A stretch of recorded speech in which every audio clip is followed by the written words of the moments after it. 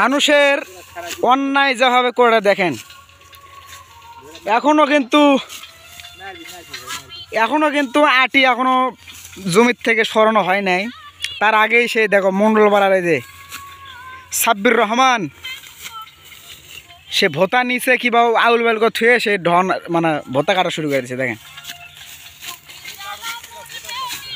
দেখো দেখো ফির আমাদের কাদা আলোক করে মারার হুমকি দিচ্ছে। আমার যে মৃত্যুর হয় সোজাই দে সাব্বিরকে ধরবেন আপনারা। দেখো ফির আটি সরাবে। দেখো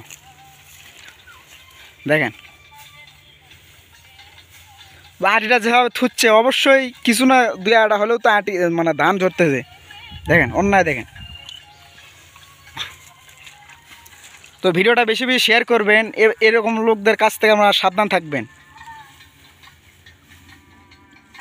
চেহারাটা চিনে রাখুন, যেখানে পাবেন এক কাপ চা খেয়ে হবেন।